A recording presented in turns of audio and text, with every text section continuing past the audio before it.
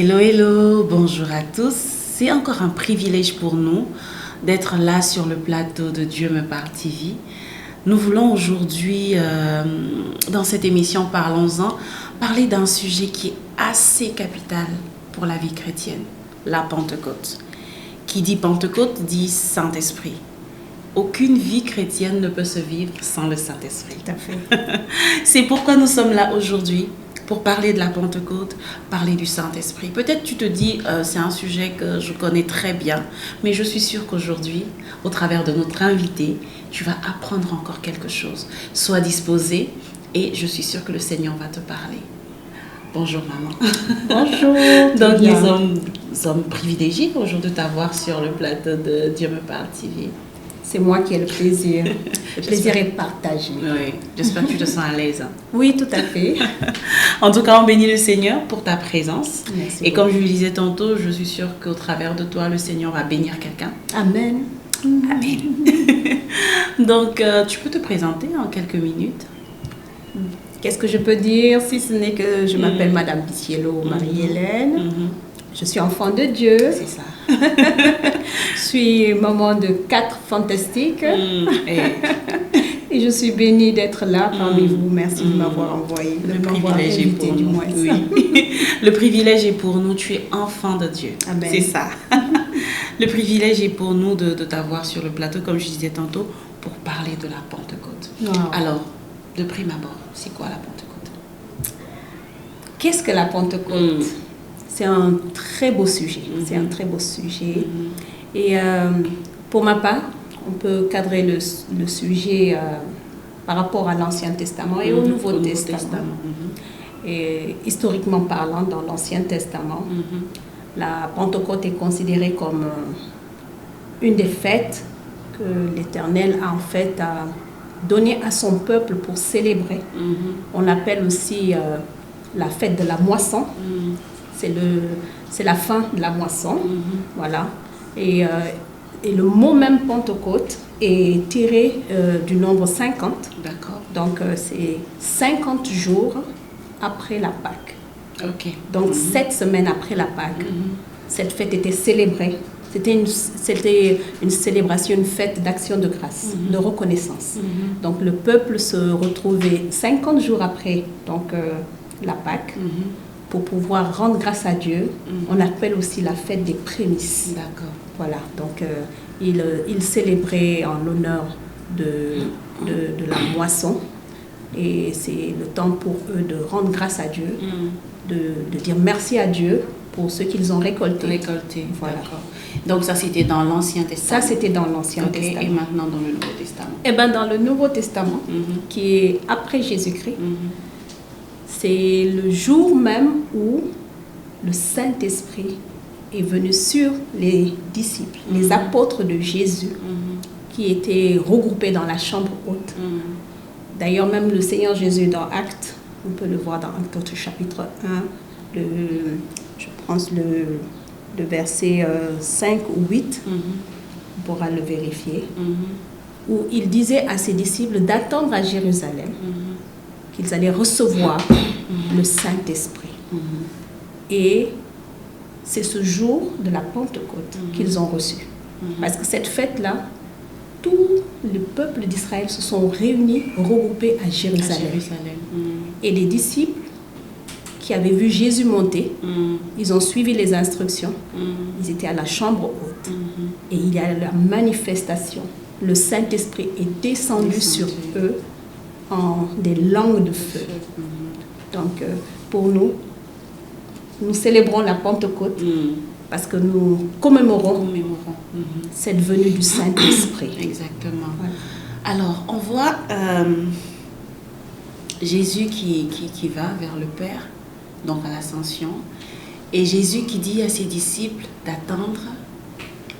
D'abord, Jésus leur dit, allez, non, et faites de toutes les nations des disciples. Tout à fait. Mais avant, Jésus leur dit aussi, Attendez. Donc, il leur donne la mission, mais il leur dit d'attendre. Tout à fait. Jusqu'à ce que Ils le reçoivent Saint-Esprit arrive. leur Saint-Esprit. Donc, il fallait le Saint-Esprit C'est ça. pour commencer la mission. Tout à fait. Ça, c'est juste un petit truc comme ça que je lance, mais on va voir ça Plus tard, oui. plus tard. Donc, le Saint-Esprit était crucial pour commencer la mission. Tout à fait. Mais, ok, maintenant, qu'est-ce qu'on peut dire du Saint-Esprit? Oui, c'est vrai. Parce que, voilà, la Pentecôte, c'est la venue du Saint-Esprit. Le Saint-Esprit, maintenant, qui est-il? Oui. Aujourd'hui, tout le monde parle du Saint-Esprit. Hein. Oui. On parle du Saint-Esprit, tout le monde dit, voilà, je le fais par l'Esprit. Oui. Mais qui est le Saint-Esprit? Est-ce qu'on peut vraiment définir le Saint-Esprit? Pour ma part, je peux donner, pour mon point de vue, la parole de Dieu aussi. La parole de Dieu, voilà. Qu'est-ce que la parole de Dieu nous dit aussi? Qui est le Saint-Esprit. La parole de Dieu nous dit que le Saint-Esprit est la troisième personne de la Trinité. C'est vrai qu'il n'y a pas le mot Trinité dans la Bible, mais il y a Dieu le Père, Dieu le Fils et Dieu le Saint-Esprit. Donc c'est personne de la Trinité, l'Esprit de Dieu. Et le Saint-Esprit a été envoyé comme don.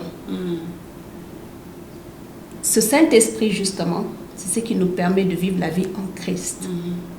Quand j'accepte Jésus dans mon cœur, quand j'invite Jésus dans ma vie, c'est le Saint-Esprit maintenant qui entre en moi et qui fait cette transformation-là pour que je sois à l'image de Christ. Donc, il t'aide en fait dans ta marche quotidienne avec Dieu.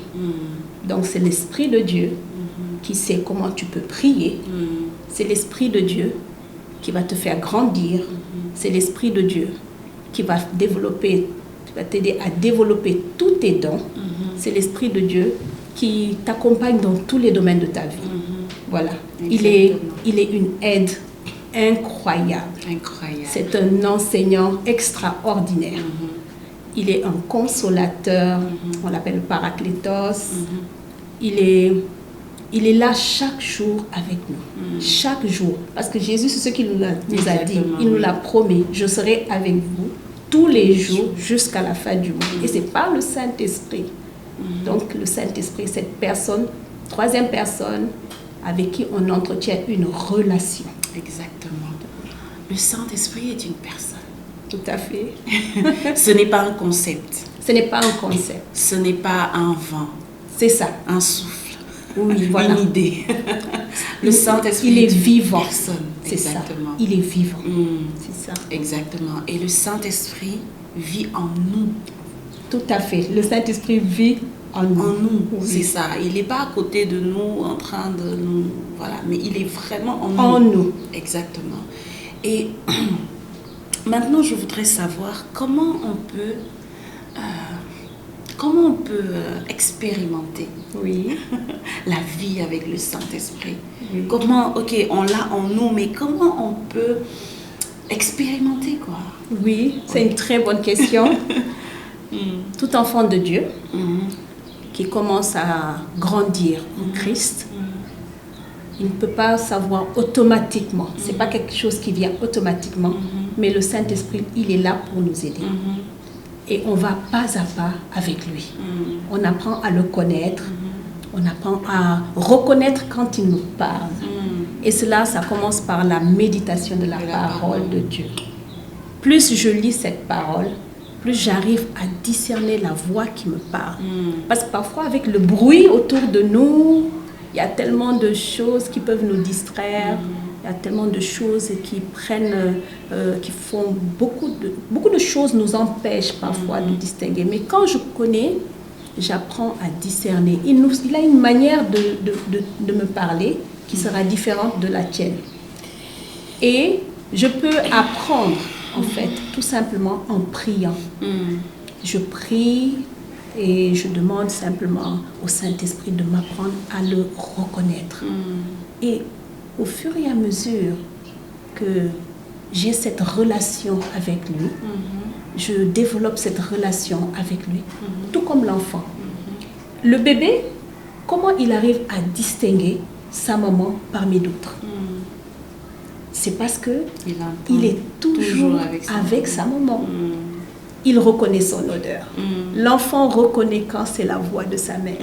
Donc, un enfant de Dieu qui vient à Christ, plus il est en contact avec le Saint-Esprit, plus il arrive à distinguer cette voix, même s'il y a des bruits autour de lui. Exactement. Et c'est ça, en fait. C'est très crucial.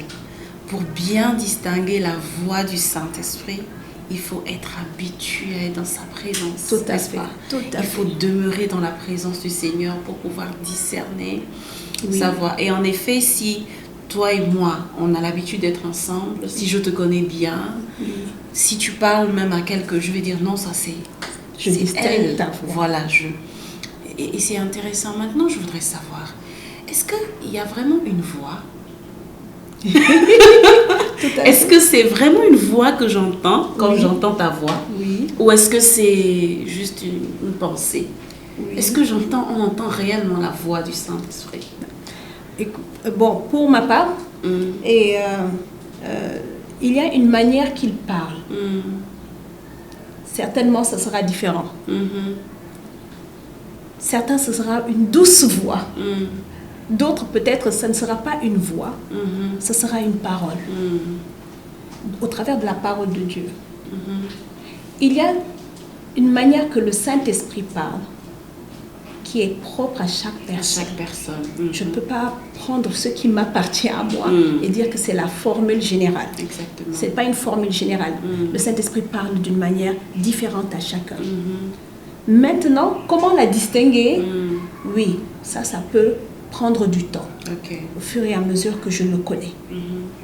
Si c'est une voix, ça dépend de la personne.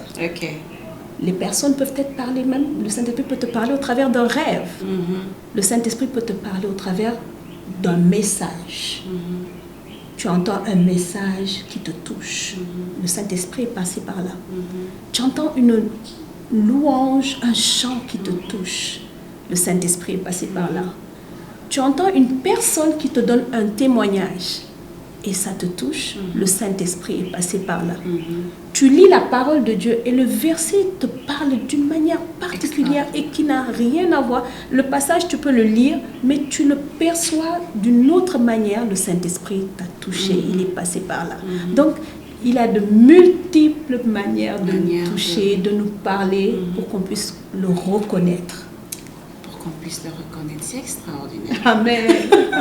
C'est extraordinaire. Maintenant, je voudrais savoir, dans le quotidien, parce que ce qui m'intéresse avec le Saint-Esprit, c'est que il n'est pas toujours là où on l'a... Enfin, non, je ne vais pas dire ça comme ça risque de pas être bien compris. Mais il n'est pas que là où on pense qu'il est. Oui, tout à fait.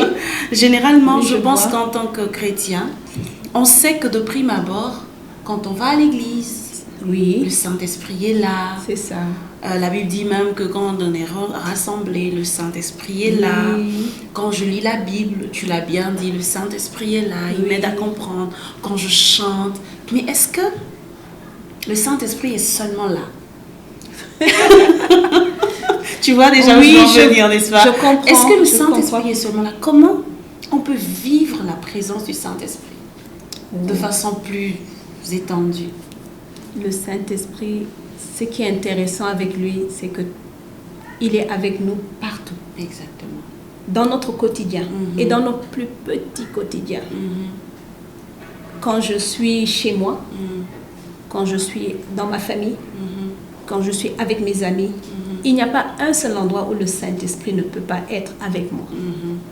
Il est dans mon quotidien. Ça passe par quand je vais m'habiller, quand je veux choisir un habit, quand je veux être à la cuisine, quand je veux faire la cuisine, même quand je veux laver le linge, des tâches quotidiennes, les tâches même ménagères, toutes simples, quand je vais à l'école, quand je suis au travail, n'importe quel endroit, le Saint-Esprit, il est partout avec nous. Donc, il nous influence dans notre quotidien. Exactement. Sa présence est avec nous partout où est-ce que nous sommes. Donc, il n'y a pas une barrière, il n'y a pas une limite. En fait, c'est qu'il aime être... Dieu aime ça. Dieu aime être avec ses enfants. Exactement. Il aime être avec nous. C'est ça. À travers de son Saint-Esprit, sa présence, voilà, il est avec nous partout. Il est avec nous partout. Et c'est vraiment ce point que je voudrais que... C'est sur ce point que je voudrais que vraiment on s'arrête, qu'on martèle en fait. Ne mettons pas le Saint-Esprit dans une boîte, n'est-ce pas? C'est ça. C'est ça. On a tendance à le mettre dans une boîte. Souvent, on le fait. Oui, à se dire que là, pour le moment, je suis en train de cuisiner, le Saint-Esprit n'est pas avec moi. Exactement. Là, je ne peux pas trop avoir besoin du Saint-Esprit pour cuisiner. Oui. J'aurais besoin du Saint-Esprit pour prier. Oui. Ou pour évangéliser. Voilà. Mais là, je cuisine, le Saint-Esprit n'a pas trop sa place. Mais c'est faux. Mais c'est faux, tout à fait. Le Saint-Esprit est avec toi quand tu cuisines. Quand tu cherches un vêtement à porter, tu l'as si bien dit. Tout à fait. Quand tu cherches un chemin à emprunter. Oui. Quand tu cherches un bus à prendre. Oui. Par exemple, tu es là, tu te dis, mais attends, je suis perdue ici. Qu'est-ce que je vais faire pour arriver à tel endroit? Oui. Et le Saint-Esprit est capable de dire, non, mais tu prends ce bus. C'est ça. Donc le Saint-Esprit est tellement partout, avec nous à tous les endroits, à tous les domaines de notre vie. tous les domaines de notre tous vie, les domaines de notre vie. Qu'il ne faut pas en fait se dire le Saint-Esprit est seulement là, tout à fait, seulement là. Tout à fait. Et quand on a cette compréhension, notre vie est différente. Tout à fait, oui. On rentre dans une autre dimension. Une autre dimension, avec exactement. Dieu. Exactement. Et si je peux appuyer, c'est que ne fixons pas des limites au Saint-Esprit dans notre vie. Exactement. Quand je suis triste, je peux lui parler. Saint-Esprit, aide-moi, je ne suis pas bien, je suis triste. Il te remplit de joie. Cette joie même, ce n'est pas toi qui l'as cherchée en fait, c'est lui qui a rempli ton cœur. C'est ça. Je suis fatiguée, j'ai besoin de renouveler mes forces. J'ai des tâches à faire en tant que maman. Je ne peux pas faire ces tâches parce que je suis épuisée physiquement. Mais je me confie au Saint-Esprit. Saint-Esprit, donne-moi la force. J'ai besoin de faire mes tâches ménagères. Et il te donne la force. Un enfant qui n'arrive même pas à étudier, souvent nous avons nos enfants. Quand ils regardent la leçon, ils disent, je ne suis vraiment pas motivée à apprendre. Saint-Esprit, aide-moi à apprendre la leçon. Mais le Saint-Esprit va te donner cette force d'apprendre. Tu vas te mettre à faire des choses extraordinaires. Dès lors que tu te confies en lui, dès lors que tu l'invites. Exactement. Tu l'invites. Exactement. Il prend parti. Exactement. Dans ta vie. Et tu te mets à faire des choses sans pour autant, bien que tu peux compter sur lui, même si tu crois être fort dans un domaine, dès qu'il est là, ça marque la différence. La différence. Et c'est très intéressant ce que tu dis. En fait, vivre avec le Saint-Esprit, c'est vivre quelque part dans le repos. Tout à fait, oui. Parce que la Bible dit que avec lui, avec Dieu, vous ferez des exploits. Des exploits. Ensuite, la Bible dit que celui qui est en nous est plus grand que celui qui est dans le monde. Ensuite, la Bible dit qu'on n'a pas reçu un esprit de timidité, mais un esprit de force. Amen. Amen. Mais comment ça se fait qu'on est parfois aussi limité? Comment ça se fait que parfois on n'arrive pas à faire des choses? Moi, je pense que c'est parce que soit on n'a pas compris. Oui. Soit on a en fait limité le Saint-Esprit. On a limité le Saint-Esprit. On s'est dit, à ce niveau-là, je pense que tu ne peux pas vraiment m'aider. Oui. Oui. Mais réalisons la puissance qui vit en nous. Amen. Amen. Réalisons que en fait, dans notre être réside la force d'un lion. Amen. Totalement vrai. Totalement. C'est-à-dire que là où ta chair te dit c'est pas possible, le Saint-Esprit te dit mais attends, tu y vas en te reposant entièrement sur lui. En fait, c'est comme si on nous donne la capacité, totalement, une capacité incroyable. Oui. Et puis nous, on continue à regarder à nos forces. C'est ça. Tu sais, je prends un exemple. Tu vois quand dans les dessins animés des super-héros là. Oui. Tu vois quand généralement ils ont un pouvoir. Mais là, d'un coup, ils réalisent que ils ont ce pouvoir-là, Oui. mais ils se mettent dans l'action en fait. Oui. Pourquoi? Parce qu'ils réalisent que lui, il a la possibilité de grimper sur les arbres. Il Oui. commence pas à dire, attends, moi, est-ce que mon pied peut grimper? Non, Oui. il se dit, j'ai le pouvoir de grimper en fait. C'est ça. Mais nous, on a en nous cette puissance, mais qu'on n'utilise souvent pas. on n'utilise pas. J'aime faire cette analogie. C'est comme si on te donne une épée. Oui. On te dit, tu as une épée en main. Et toi, tu prends ça pour éplucher une carotte. Oui, l'exemple est bien poignant. C'est qu'on néglige en fait. Oui, oui. Et aujourd'hui, je voudrais qu'au travers de ce temps, on réalise Amen. deux choses. Oui, amen. La première chose, c'est qu'on a la puissance inexprimable de Dieu en nous. Totalement inexprimable et inépuisable. Inépuisable de Dieu en nous. Par laquelle on peut tout. La Bible dit, je puis tout. Par celui qui me fortifie. Wow. Et celui qui nous fortifie, Dieu par le Saint-Esprit. Par le Saint-Esprit. Amen. Ce sont des expériences C'est intéressantes à faire. extraordinaire. Amen. Il dit, je puis tout. C'est-à-dire qu'il n'y a pas de chose que je ne peux pas faire. J'ai le Saint-Esprit en moi, donc je peux tout. Mais est-ce qu'on réalise qu'on peut tout? Je pense qu'on ne comprend pas le tout. Hein. Oui.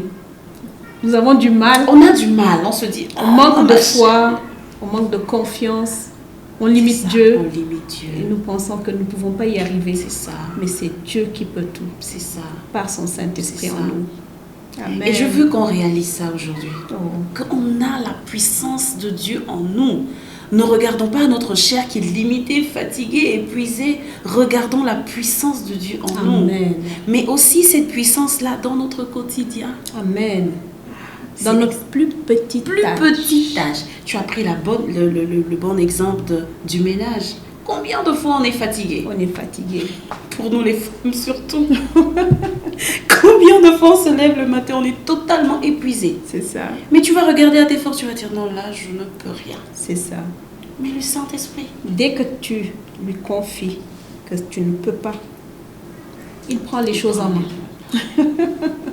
Il prend le relais. Le Saint-Esprit. C'est extraordinaire. Nous pouvons dire merci à Dieu pour le On peut Saint-Esprit. dire merci. Et est-ce qu'on prend le soin de rendre grâce à Dieu Dieu pour le Saint-Esprit. Oh, c'est extraordinaire. Amen. Je veux qu'on réalise cette puissance que Dieu nous a donnée. Amen. Quand il dit je ne vous laisse pas orphelins, quand Amen. il est avec nous chaque jour, Amen. il nous a donné sa puissance, son esprit, et c'est en nous Amen. pour le quotidien, pour choisir le repas à faire. Oui, inspiré. Il nous inspire de très bons repas. Exactement. C'est pas que pour la prière, n'est-ce pas? On l'a dit. Il nous inspire de très bons repas. Il nous inspire comment choisir nos vêtements. Tu me partageais même par rapport à ta robe, n'est-ce pas? Totalement vrai. J'ai demandé au Saint-Esprit, qu'est-ce que je vais pouvoir porter? Et voilà, c'est le modèle de cette robe qui est sorti dans mon cœur. Je l'ai portée. Extraordinaire. Oui. Donc on peut demander, Saint-Esprit, là je ne sais pas. Souvent nous les femmes on dit, j'ai déjà tout porté, qu'est-ce que je vais me mettre? Oui. Je sens que je n'ai plus de choses à me mettre. Le Saint-Esprit te dit non, regarde telle chose. Telle chose. Parfois tu as complètement oublié. Oui, c'est ça. Mais c'est possible d'expérimenter le Saint-Esprit dans les petites choses. Dans les toutes petites comme choses. dans les grandes. C'est vrai que la Bible nous parle d'évangélisation, Oui. de prière, de guérison. Ça c'est possible. C'est ça. Mais c'est aussi possible pour balayer, C'est ça. pour s'habiller, pour choisir son chemin. Oui. C'est extraordinaire. Le Saint-Esprit est merveilleux. Oh, j'aimerais laisser ce passage-là à quelqu'un. Et je voudrais que nous puissions considérer le Saint-Esprit comme notre ami fidèle. Amen. Il est toujours là pour nous venir en aide. C'est pas notre garçon de course, Exactement. mais il est là pour nous aider plus à ressembler à Christ. C'est ça. La parole de Dieu nous dit dans Jean 16, verset 13, « Quand le Consolateur sera venu, l'Esprit de vérité, il vous conduira dans toute la vérité. Amen. Car il ne parlera pas de lui-même, mais il dira tout ce qu'il aura entendu. Et il vous annoncera les choses à venir. » Il nous annoncera les choses à venir. Tu nous rappelles le passage? Le passage, c'est dans Jean 16, verset 13. Il nous annoncera les choses à venir. Alléluia. Ça, c'est un autre domaine. Ça, c'est un autre domaine. Du Saint-Esprit. C'est pour dire que le Saint-Esprit est vraiment pluriel. Oui. Il n'est pas limité. Il n'est pas limité. Faisons l'effort, faisons l'expérience, non l'exercice de l'inviter dans nos vies, au quotidien, à chaque instant, à chaque minute. Et nous allons être étonnés. Nous allons surtout être surpris par ce qu'il sera capable de faire dans nos vies et au travers de nous. Parce que nous ne sommes pas sauvés que pour nous, mais pour d'autres personnes. Pour toucher d'autres vies. Exactement. Amen. Nous sommes bénis, en tout cas, ta présence nous a fait du bien. J'ai été bénie. Donc, merci beaucoup à toi d'être là avec nous et de nous avoir fait passer ces excellents moments. Et merci à vous qui avez pris le soin de nous suivre. Je le répète, faites l'expérience, faites l'exercice d'inviter le Saint-Esprit dans votre quotidien. Et je vous assure, nous vous assurons que vous serez surpris par ce qu'il sera capable de faire. Que Dieu vous bénisse.